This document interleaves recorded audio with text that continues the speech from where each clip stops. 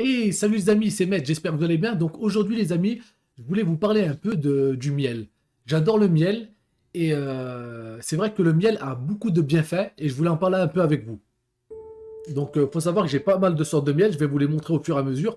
Et il faut savoir qu'il y en a de toutes sortes. Hein, il y a le miel de thym, le miel de lavande, le miel d'eucalyptus, le miel d'acacia, le miel de montagne et le plus commun, on va dire, c'est le miel de fleurs. C'est-à-dire qu'il y a toutes les fleurs. Donc, et je pense que c'est l'un des moins chers. Donc je vais vous donner un peu la base du miel. Donc il est riche en calories, il est riche en glucides, il est source de potassium et il a un effet probiotique. Donc ça c'est pour tous les miels. Hein. Donc il est riche en antioxydants, il a des vertus antibactériennes. Il est antiseptique, donc quand vous avez une plaie ou même infectée, vous étalez un peu de miel dessus et c'est vrai que c'est un peu le produit miracle. Malheureusement, il y a un truc par rapport au miel, il ne faut jamais en donner aux enfants de moins d'un an. D'accord? Parce que les enfants de moins d'un an, au niveau de la flore intestinale, ils n'ont pas fini d'être constitués. Et du coup, il y a un risque qu'ils absorbent des spores, les spores botulinum, que je me trompe pas. Et donc, c'est quoi? C'est une maladie, ça s'appelle le botulisme. Donc c'est des spores qui se trouvent dans le miel. Et en fait, les enfants de moins d'un an, comme ils ne sont pas assez développés, eh ben, ça arrive qu'ils développent cette maladie. Ça peut aller jusqu'à la mort. Donc il est très déconseillé de donner du miel à des enfants de moins d'un an. Faut savoir que je vous fais la vidéo et j'ai appris ça en cherchant des infos sur le miel. Donc voilà, si vous avez des enfants de moins d'un an, il faut éviter de leur donner du miel. Qu'est-ce que je peux vous donner comme info aussi pour le miel? Il faut savoir que le miel, il est fabriqué pour enfin, il est fabriqué. On va dire que la Californie assure les 2 tiers de la production de miel. C'est un truc incroyable quand même. Ça veut dire qu'un tiers du miel qui est dans le monde est fabriqué dans le reste du monde, mais les 2 tiers du miel viennent de Californie. C'est quand même incroyable. Donc qu'est-ce que je peux vous dire par rapport à ça? Ben déjà, je vais vous montrer les miels que j'ai, ceux que je préfère, et je vous mettrai aussi un petit lien où vous pouvez acheter du miel de montagne. C'est une amie à moi, Alexandra, enfin son frère, qui a des ruches sur Grenoble et qui fait son miel de manière naturelle. Et du coup, c'est un super bon miel. Je vais vous le présenter. Il y aura le lien pour pouvoir acheter ce miel. Donc voilà, il faut savoir que je ne suis pas partenaire, mais en tout cas, ce miel est très très bon. J'ai goûté pas mal de miel et c'est vrai on voit qu'il est d'une qualité supérieure. Donc voilà. Donc moi, il y a beaucoup de miel, donc j'ai acheté ce miel-là. Ce miel, c'est le Balikan, c'est un miel de fleurs. Et ce miel de fleurs, les amis, il vient de Turquie. Donc voilà, c'est un miel de fleurs simple. Et faut savoir que sur tous les miels, je vous dis, il y a toutes les petites notes que je vous ai dit, antiseptique, c'est bien pour les maux de gorge, c'est bien pour c'est un fort pouvoir sucrant. Donc quand vous faites un petit thé, eh ben, au lieu de mettre du sucre, eh ben, vous mettez une petite cuillère de miel, c'est toujours mieux. Ça aide à dormir le soir. Et voilà. Donc il y a du miel de fleurs. Donc miel de fleurs aussi. Celui-là, il vient d'Espagne. Ensuite, la plupart c'est du miel de fleurs. Ensuite, vous avez le miel crémeux. Donc celui-là, il est fabriqué en France. Le miel crémeux.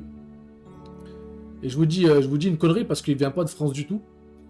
Il vient de Bulgarie, Espagne et Hongrie. Voilà. Donc celui-là, je l'ai acheté, c'est la marque Repère, il vient de Leclerc. Donc miel crémeux. Ensuite, je vais parler du miel d'acacia. Le miel d'acacia, il est super bon, il est super doux, il est agréable. Moi, j'adore le mettre avec des pains tostinés, des pains toastés, je veux dire. Et je mets du chèvre, du fromage de chèvre, et je mets du miel avec. Les amis, je vous explique pas. C'est quelque chose de magique. Alors, j'ai jamais été sucré-salé, mais je vous conseille de le faire. Et vraiment, c'est agréable. Donc, le miel d'acacia, vous voyez, par rapport au miel de fleurs, le miel d'acacia, on l'a bien tapé, il est bien plus clair. Vous voyez que la différence entre celui-là et celui-là. Et c'est vrai que le miel d'acacia, c'est l'un de mes miels préférés. Sachant qu'il faut que j'essaye le miel d'eucalyptus, par exemple, ou le miel de lavande, voilà, c'est différent. Donc, on peut pas le manger en grosse quantité. Donc voilà, qu'est-ce que je pouvais vous dire par rapport, par exemple, au miel de lavande. Il est anti-rhumatisme, il calme la toux, il soigne l'angine et les plaies infectées. Il soigne aussi l'hypertension. Donc c'est pas rien les amis. On va dire que le miel, ça a des super pouvoirs. C'est comme un médicament et ça renforce, ça renforce comment dire l'immunité du corps. Donc c'est hyper sympatoche. Hein. Donc il y a le miel de thym qui est antiseptique. C'est un antiseptique puissant, pardon. Il est super bien pour la prévention des maladies respiratoires et digestives. D'accord? Il y a le miel de montagne, et c'est là où je vais venir à ce miel-là. Donc celui-là, il est fait en Savoie. Donc c'est un produit 100% français.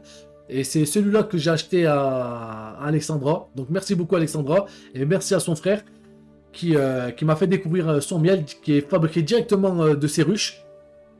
Donc du coup, c'est un miel super bon. Il est, comment vous dire, au niveau du goût, il a un peu un goût boisé et il est fort en goût. Donc on en met un petit peu sur une tranche de pain avec un petit peu de beurre et du miel. Et je vous dis, c'est juste magique. Donc il y a le miel d'eucalyptus. Le miel d'eucalyptus, c'est un fort vermifuge. Vous savez, les enfants ou même les adultes, des fois, ça leur arrive où ils ont des sortes de vers qui les rongent. C'est vraiment un problème, surtout pour les petits qui mettent tout le temps les doigts à la bouche, etc. Et ben c'est un fort vermifuge, il va tuer tous les vers intestinaux. Et un truc super important aussi pour le miel d'eucalyptus, c'est un remède puissant contre les infections urinaires. Donc tous ceux qui ont des infections urinaires, le fait de manger une petite cuillère de miel d'eucalyptus, eh ben ça va vous aider grandement à vous débarrasser de vos infections urinaires. Donc voilà, on a fait le tour du miel. Faut savoir que le miel, moi j'adore ça. Je sais pas vous si vous aimez ça. Après bon, je vais goûter celui-là. Donc c'est super. J'aime bien le nom, le miel du barbu. Donc voilà. Donc je vais en remettre une petite couche. J'ai déjà quand même attaqué un petit peu.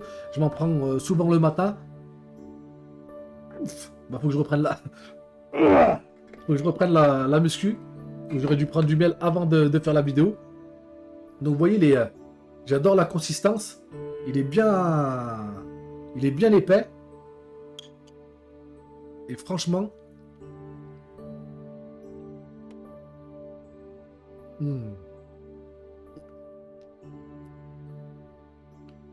par contre, il est super puissant.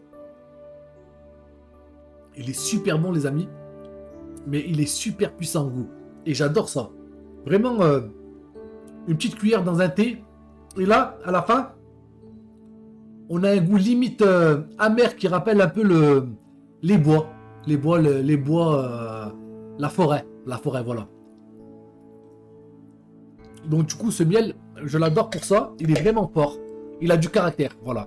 C'est du miel qui a du caractère. Et c'est bon, c'est pas tout le monde qui va aimer ça. Contrairement au miel d'acacia, qui lui est très très doux. Et on voit vraiment la différence entre chaque miel. Hein. C'est vraiment incroyable. Donc les amis, même pour ceux qui font du sport, etc., eh ben ça fait pas de mal vaut mieux prendre du sucre comme ça, sous forme de miel, que du sucre directement en carré, en sucre. C'est vraiment pas bon. Donc là, je vais attaquer le miel d'acacia, je le connais, mais vous savez, le fait de faire cette vidéo et le fait de vous partager un peu ce que j'apprécie, ça me fait redécouvrir et on est plus attentif à ce qu'on mange. Donc du coup, c'est... Voilà.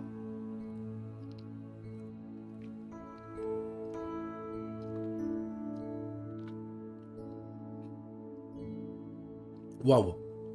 Et on voit que lui, il picote un peu la gorge, mais il est tellement doux que c'est vraiment agréable. C'est mieux qu'un bonbon. Et un truc aussi que j'avais oublié de vous dire par rapport au miel, pour ceux qui boivent de l'alcool et ceux qui en boivent en grande quantité, il faut savoir que le miel, quand tu mélanges le miel et l'alcool, ça réduit de 30% l'éthanol.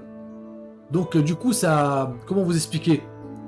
L'intoxication qui va se produire avec l'alcool, quand l'alcool se transforme en sucre, bah, le fait de manger du miel avec l'alcool, ça permet de réduire de 30% l'éthanol. C'est quand même incroyable. Donc il a des vertus vraiment exceptionnelles et je vous invite fortement à manger du miel. Voilà, tout simplement. Donc j'espère que la vidéo, elle vous aura plu. Je vais vous présenter d'autres produits comme ça que j'aime bien, comme le sirop d'érable, comme tout un tas de trucs, comme l'huile d'olive.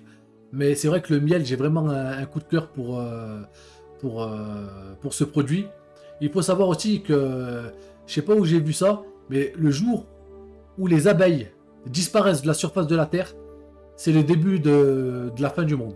Voilà, bon, c'est un peu moins réjouissant, mais faut savoir que si les abeilles seraient à venir à disparaître, et ben ça serait le début de la fin. Voilà. Bon, ça, on a un peu commencé le début de la fin avec toutes ces maladies, mais bon, on va pas se plaindre.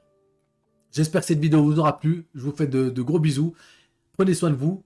Mangez du miel, c'est très bon pour la santé, pour le corps. Et je vous dis à très bientôt pour une prochaine vidéo. Ciao les amis.